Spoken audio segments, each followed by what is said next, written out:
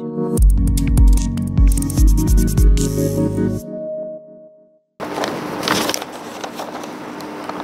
tanya tawasul istighosah bukan ke orang mati.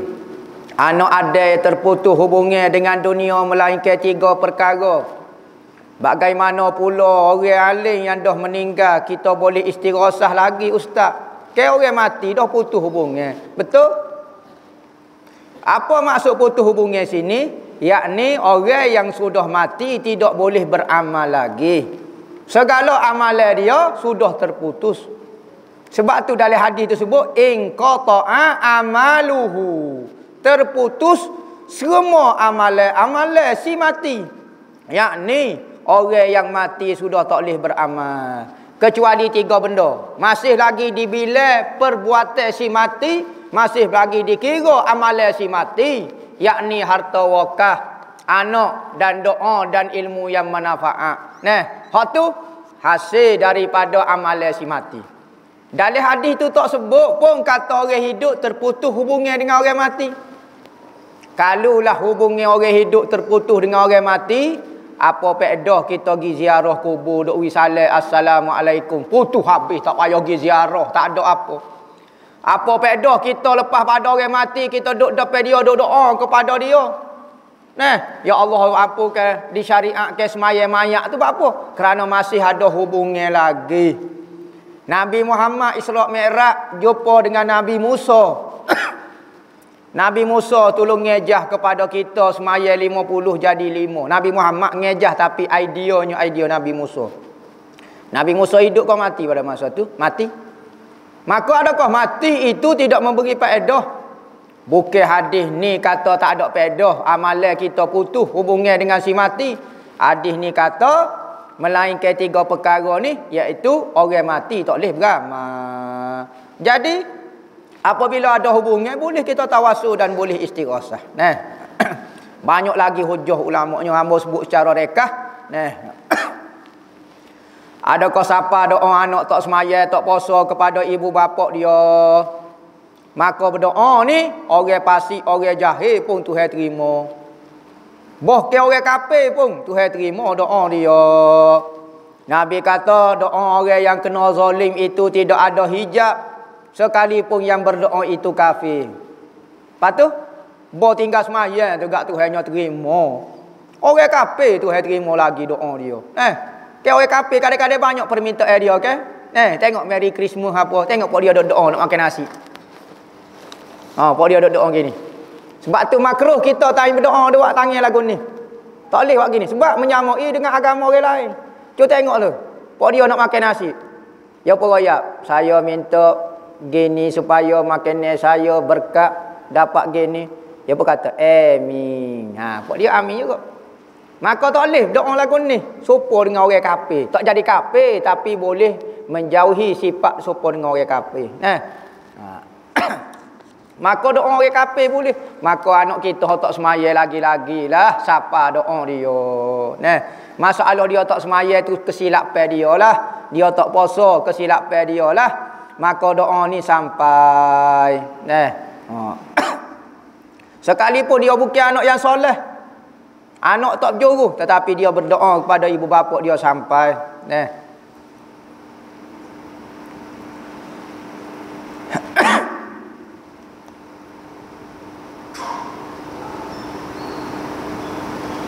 Ustaz, gambar yang buka aurat dikira berdosa atau tak jatuh dosa? Ada seorang hamba Allah, hamba Tuhan belaka. Gelarnya ustaz, katanya tak jatuh dosa pada tuai gambar. Dan yang lihat gambar itu tidak bernyawa, mohon pencerahan. Gini, misalnya ada orang pukul gambar seseorang itu dalam bilik air. Dalam bilik air jaga orang pakai jubah. Jaga orang pakai serban, orang pakai pudah. Maka terbuka aurat dia, orang sebar. Berdosa ke orang hak tu? Tidak berdosa. Kerana bukan usaha dia, bukan ada orang khianat kepada dia. Tetapi kalau dia ada saja, buka baju, buka seluar, tah dia pukul gambar, dia yang sebar ke. Maka apabila sebar, tak sampai 1 saat 10,000 like. Maka berdosa ke tak? Berdosa. Saya tak tengok dia. Lepas tu saya tengok gambar dia saja. Berdosa ke tak? Berdosa. Ingat, kaedah dia, setiap benda yang menyebabkan kita berfikir benda jahat. Sama ada benda itu gambar, tulisan, suara, muzik, gapo ke, rupa bentuk menyebabkan kita mikir benda jahat. Standard lah. Bukan kata ada orang ni jenis mikir jahat pas cerah. Tengok tiap telefon, mikir jahat. Tengok muka tu email, mikir jahat. Pelik sungguh, tu menyakit. Hak ni standard, barang tu orang jadi naik nafsu ke gapo, maka berdosa sebarkan. Tu, nah. Sekalipun ada pendapat di dalam kitab fiqh kata lukisan ataupun gambar hukum dia boleh tengok. Nah. Gambar dan lukisan boleh tengok. Kerana Nabi larang jangan tengok orang. Lukisan Nabi tak larang. Zaman dulu lukisan tak comel. Supaya nyepak lukis orang. Orang lah ni lukisan 3D. 3D. 3G. 3F. Ikutlah. Lah ni macam-macam ikut dia. Nak win nama gapo dia ni. 3G. Hidup betul lukisan. Maka tak naik nafsu lagu mana. Maka katanya ulama fiqh mutaakhirin dalam mazhab kita. Pendapat kata tidak berdosa fihi nazar. Pendapat ni kena perhati sikit. Sebab lah ni banyak benda-benda yang menyebabkan berdosa. Nah. Ada ulama kata tengok benda gambar-gambar yang menaikkan nafsu hukum dia makruh saja. Makruh tidak berdosa. Tetapi kalau naik nafsu baru jadi haram. Sebab larangan yang muqatta'i adalah tengok perempuan itu sendiri. Kalau kita tengok melalui cermin, dia nak tengok gitu takut nampak sangat, kita tak email. Tengok gitu kita pun ambil cermin tengok. Buat lebih bijak di cermin lagu tu. Apa hukum? Makruh. Sebab kita tak tengok dia, kita tengok di cermin. Maka dikiyah dengan TV lah ni. Ya, dikiyah dengan TV lah ni. Tetapi kalau naik nafsu jadi haram. Tetapi pendapat ini jadi lemah sekarang. Hak muktamad noi haram hukum dia. Nah. Dia jadi ajar masyarakat pula. Bukan ajar masyarakat tu hukum untuk fiqh wi nah. Tok tasawuf jangan tanya tok tasawuf. Kalau tok tasawuf gak tak tengok tak nampak Tuhan, jerit dah buat dia. Dosa dalam tak nampak Tuhan. Nah, duk tengok nasi, duk tengok caca, duk tengok kuih, tak nampak Tuhan, tak ingat Tuhan, dosa dalam hamba. Duk saja apa berdosa tu tok tasawuf nah. Apa hukum pakai panty liner? Dalam seluar dalam seluar dalam. Dalam benar tu. Nama yang ada keputihan. Adakah seluar dalam itu dikira najis? Walaupun keputihan tidak kena kemaluan. Pelik sungguh soalan dia. Kita tak faham ni tapi ambo rasalah soalan dia. Seorang perempuan ni dia kena pakai satu benda. Kita orang jatuh pakai kain pelikat selah gitu ya, ukah pohonnya pun. Ni. Macam pok logo. Nampak? Kadang-kadang naik pohonnya nampak pokok anggur. Orang pun ingat pokok anggur, nampak muka lain. Orang jatuh ni kira terbuka sikit dia panggil open minded. Nampak? Maka retina ni dia banyak benda. Antaranya dia kena pakai panty liner. Panty liner ni dia lapik di underwear dia tu sejenis kain kertas kecil gitu.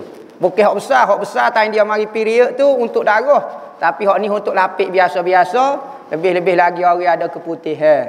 Nak tubik maiding, nak tubik gapo, maka dia tak siwi cemar underwear dia lapik dengan jenis kertas gitulah. Tak suruh tanyalah lagu mana kita tak pakai pun. Popok dia pandailah.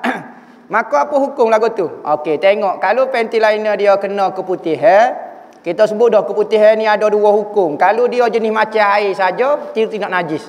Maknanya panty liner tu boleh kita pakai buat semaya tak ada masalah apa. Bukan pakai panty liner buat semaya tepek di dahi, pakai tepat tu lah.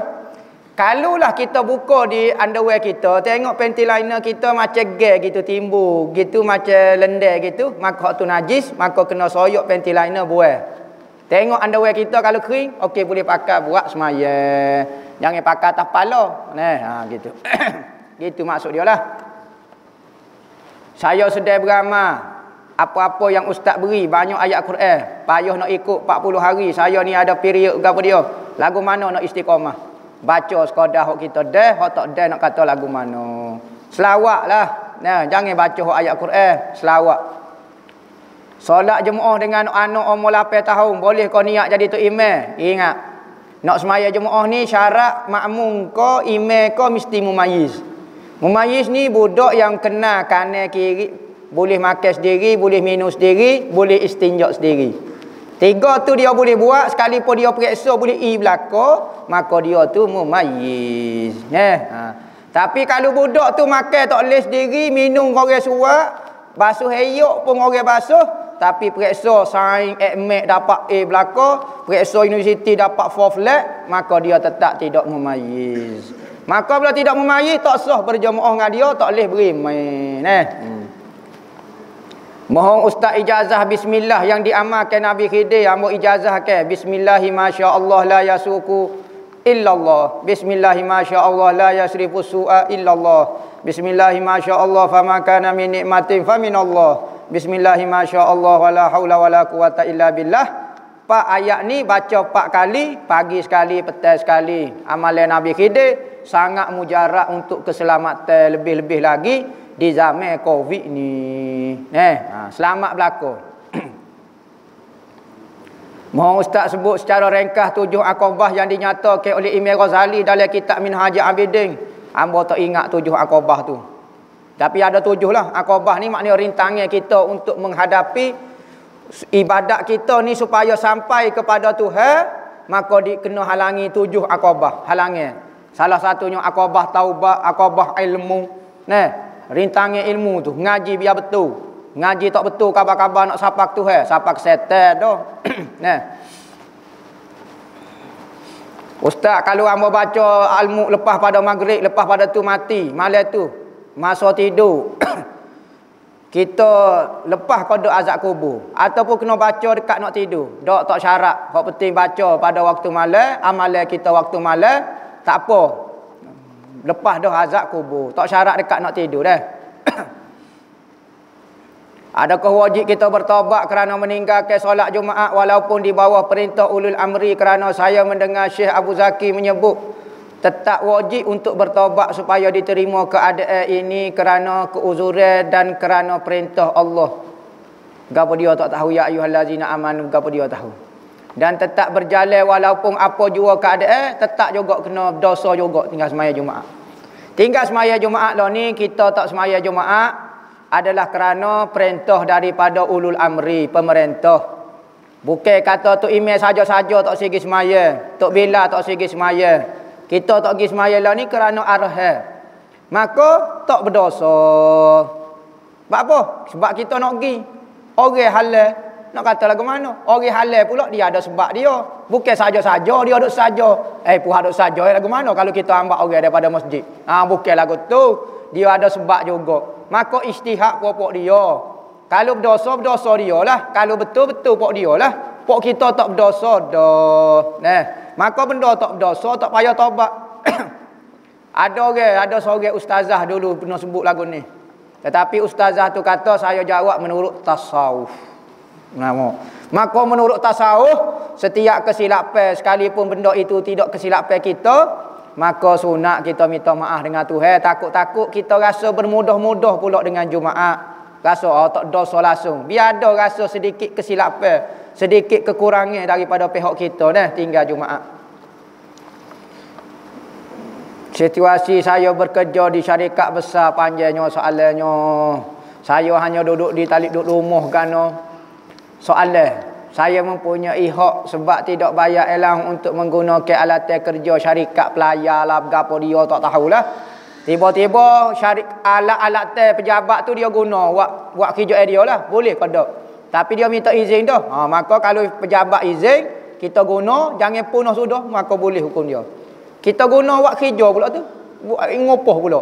Pelayar, hamba guna buat baki paik, hamba minta pitih pula. Pelayar pejabat. Tak ada masalah apa sebab kita minta izin dah. Dan pejabat pun buih dah, tak ada masalah. Apa hukum main forex? Forex ini jual beli duit. Hukum dia boleh, harus. Hukum dia jika cukup syarat maka boleh. Halal hukum main forex. Tapi kalau tak cukup syarat, bukan kata forex, jual beli pun tak boleh. Kena belajarlah hukum forex yang sebenar. Apa hukum sipai kuku panjang? Sipai kuku mana dalam meja, bawah katil, dalam peti. Sipai ke mana maknanya tak kerak kuku. Hukum dia makruh. Kalau lebih daripada 40 hari, syiddatul karahah. Sangat-sangat makruh kerana ada riwayat setan duduk di bercelah-celah kuku kita. Nabi 2 minggu sekali kerak kuku. Kita kalau 2 minggu sekali kerak kuku, jadi pontianak lah pok kita. Di atas tubuh manusia, ada orang tu lambat, dia panjang. Ada orang cepat panjang. Ada orang 3 hari sekali kena kerak kuku. Kalau tidak, jadi hatu lah dia. Makruh saja tidak berdosa. Kecuali dengan sebab kuku panjang, dia tak boleh ambil air sembayang dengan sempurna. Itu baru berdosa. Apa hukum terbayar zat Tuhan tapi kita tidak itikad Tuhan lagu tu? Pas duk terbayar gapo dia? Hamba terbayar macam cahaya lagu tu lah. Hamba sembah cahaya tu lah. Pas hamba tak kata benda ni Tuhan. Lepas tu duk terbayar, tak boleh.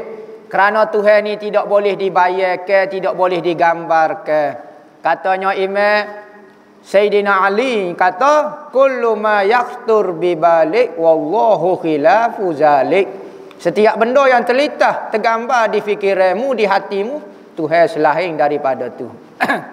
Macam mana nak berlatih sebut ra dengan betul jika pelak. Mirobihing nama. Maka kita kat berlatih ra, tak cakap gelepar, tarik lidah kokok dengan kertas pasir, bahaya censor buat-buat gini apa semua, tak jadi juga nak kata lagu mana. Tapi biasa lagu tu lah. Ra ni payah kena berlatih. Nak berlatih lah getar buat ra berlatih gitu. Berlatih insya-Allah boleh lah. Tekan-tekan. Kalau tak boleh juga nak kata lagu mana lah. Rezeki tu. Ustaz boleh kau tak berbangga dengan menyayangi Allah dan Nabi Muhammad? Kita boleh sayang Allah dengan Nabi Muhammad, sepatutnya kita bersyukur kerana Tuhan letak dalam hati kita, boleh kita sayang Nabi dengan Allah. Kerana ada orang sekarang tu hewi harta, tu hewi goni, tapi dalam hati dia tu hewi ilmu, tu hewi pangkat, tapi dalam hati dia tidak ada perasaan sayang Allah dengan sayang Nabi Muhammad. Maka nikmat menyayangi Allah dan Nabi Muhammad itu patut disyukuri, bukan dibanggakan. Tetapi tidak salah kalau kita rasa berbangga, Allah tu hewi kat aku boleh sayang Allah, bangganya rasa. Tak apa bangga lagu tu. Tapi berbangga di hadapan orang, kata hamba orang sayang Nabi mung bahasa celaka, bahasa kau, tak boleh lah. Tetapi terasa kerana Tuhan memilih kita menjadi orang yang sayang Allah dan Nabi Muhammad, terasa Allah bangganya, terima kasih Tuhan. Itu tak apa. Bagaimana cara nak melansaikan hutang dengan orang kafir yang meninggal dunia? Dah meninggal dunia dah tak payah, bayarlah, bayar akhirat lah kalau dia mintanya. Kena bayar juga muka hutang. Dengan orang kafir pun, ya. Kita tak boleh menzalimi manusia sekalipun orang yang kita zalimi itu kafir dengan Allah. Tak boleh. Nabi ajar lagu tu. Antara menzalimi tak bayar hutang orang kafir. Tak boleh. Gapo dia dewa sayap labuh, sayap sikap. Belak sungguh. Dewa sayap labuh ni dia pakai sayap dia pinggir. Maka besar labuh. Hak sikap juga pinggir juga, dia tak ada sayap, maka silap beli hak kecil sikap. Tak boleh nak terbang. Ni sayap labuh, sayap sikap. Ni watak di dalam orang kulit, orang zaman dulu sebut dewa sayap labuh ni hak bisa lah pakai hak benda labuh-labuh ni. Kalau hok debek-debek ni sayap sikap lah. Tak debek lah mana. Kalau hok sayap labuh tu gak. Mohon tuan guru ijazah salawat al-fatih. Hamba ijazah ke salawat al-fatih 51 kali lepas pada subuh tiap-tiap hari. Tujuan dia futuh dalam ilmu dan rezeki. Adakah jatuh kufur? Jika ada lintasi hati menyatakan benda kufur, macam mana cara nak elokkan? Semata-mata lintasnya dan tidak jadi akidah tu tidak jadi kufur. Dan tidak jadi kau berdosa kerana itu permainan syaitan. Banyak-banyak zikir sebut nama Tuhan supaya syaitan tak hadir, tak dekat dengan kita. Adakah benar dakwah menyatakan Ibnu Arabi itu sesat? Maka Ibnu Arabi ni seorang ulama, dia orang alim. Tetapi dia kontroversi. Ada ulama kata dia sesat, ada ulama dia kata tak sesat. Maka ada orang kata bukan kata tak sesat, bahkan dia wali. Maka bergantung, ada hujah masing-masing. Orang yang kata dia sesat, dia tengok dari sudut ni. Orang kata dia tidak sesat dari sudut ni. Tapi ginilah mudah. Orang ni meninggal dah. Kalau kita boleh kata dia tak sesat, ihtimal husnuzon lah. Tak payah kata dia sesat. Pas dalam kitab dia tu perkataan pelik-pelik, kita tidak faham. Kalau kita faham, tak jadi sesat. Boleh kau nak berselawat dalam majlis ilmu? Boleh. Nak berselawat, nak makan, nak minum, nak gapo dia boleh. Cuma tak berapa molek. Moleknya ada dalam majlis ilmu, watak kedudukan seperti orang belajar. Pergi ping, ya. Tengok kitab, ya. Tulis, ya. Kalau pergi ping, duk ngoyak, duk kekeh ping. Watak orang belajar ke watak apa dia lagu tu? Tu watak orang ngoyak. Nah, watak orang belajar ping letak di buku, tulis, catatan. Ni mata terbelalak, tulis podok, faham podok. Boleh kau membeli emas secara online? Boleh kau tak? Oh, tak boleh, kena beli direct. Tak boleh beli online. Nah, takut-takut barang ribawi ni syarat dia mestilah online, beli direct. Tak boleh beli online dah. Apa hukum mengambil wuduk? Sekalipun wuduk dulu kita yakin tak batal lagi. Sunat hukum dia tajdid wuduk. Cuma tajdid wuduk ni sunat kita guna dulu. Kita ambil air semaya, kita semaya sunat dulu sekali. Sunat kita ambil air semaya baru. Tapi kalau kita ambil air semaya, tak buat gapo-gapo, semaya bedok gapo dia, maka kita pergi ambil lagi, makruh. Tajdid wuduk ni jika kita guna dah air semaya tu sekali pun, maka sunat.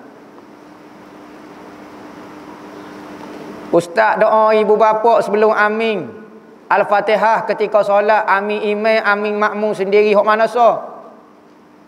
Ke sunat waladhdallin. Sebelum kita kata amin, kita sebut rabbighfirli wa bil walidayya. Sebelum siapa dia? Amin tu imam, aku amin ke apa? Amin kita. Kita siapa dia? Kita tu imam. Sebelum kita kata amin, kita rabbighfirli wa bil walidayya wa li jami'il muslimin, amin.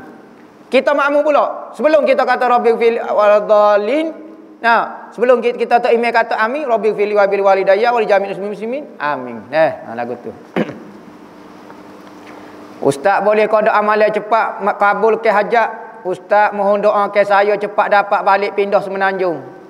Kabul hajat ni payah. Nabi Musa berdoa, Nabi berdoa. Nabi berdoa. Hok amin dia, Nabi juga. Nabi Musa berdoa, Nabi Harun kata amin. Dia berdoa 40 tahun baru mustajab. Ya Rabbi, kita nak suruh pergi tak boleh. Oh, hamba tak ada doa mustajab ni nabi-nabi saja, hamba tak ada ni. Tak ada cara kaifiat. Payah. Kita nak toleh nak kata benda ni kabur hajat payah ni.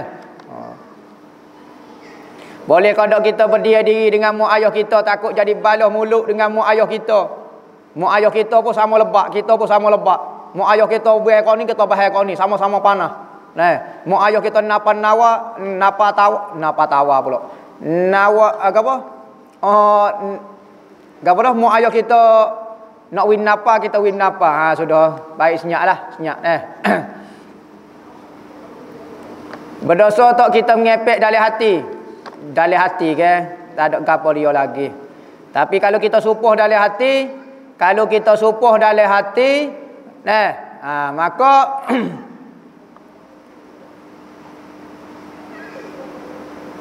dosa dalam hati saja. Maksiat dalam hati, dosa hatilah. Tak serupa dengan maksiat di mulut. Adakah dikira anak murid dan guru apabila belajar secara online? Ya. Ya, dikira anak murid itu bagi orang yang hati dia jujur nak menjadi murid. Bukan kata duduk di hadapan. Kalau duduk di hadapan pun hati tak jujur nak jadi anak murid, tidak dipanggil anak murid.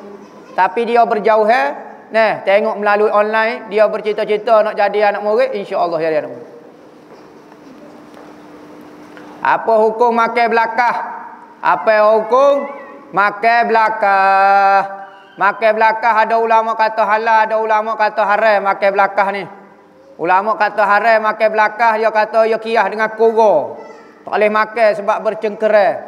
Ada kata dak boleh makan kiyah dengan ketai. Ketai kan pun kita dak makan, magi ketai apa semua. Ustaz nak tanya macam mana nak tidur awal, susah sangat nak tidur awal. Paling awal tidur pukul 2, pukul 3 lagu tu lah, berjaga malam, buat assignment lah, gapo dia macam-macam, tak boleh tidur awal. Gini, jangan buat assignment. Mesti tidur awal. Ataupun buat kerja parak.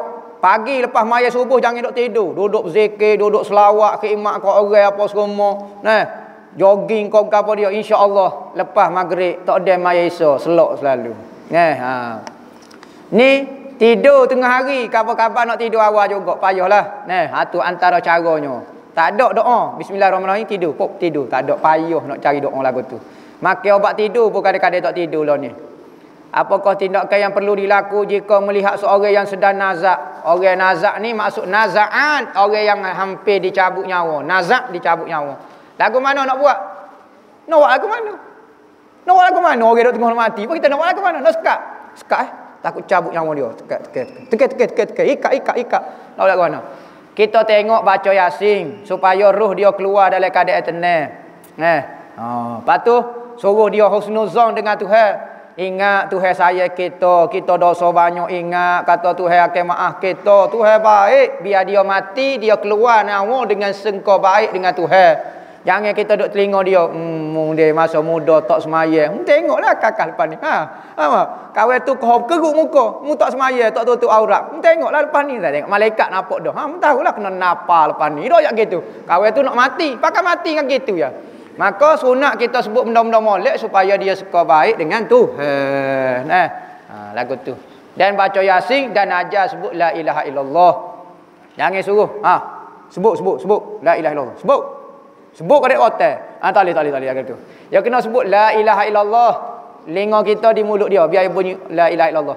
Kalau dia tak mampu sebut la ilaha illallah, sebut Allah. Allah, dia sebut Allah okey cukup dah. Jangan kata Allah. Sekali lagi dengan tajwid, bertajwid. La ilaha illallah. La ilaha illallah. Okey 50 kali. La ilaha illallah. Tak payah orang nak mati dah pada masa tu. Dia sebut la ilaha illallah cukup dah. Allah pun tak apa dah. Wallahu a'lam. Al-Fatihah. Alhamdulillahi rabbil alamin.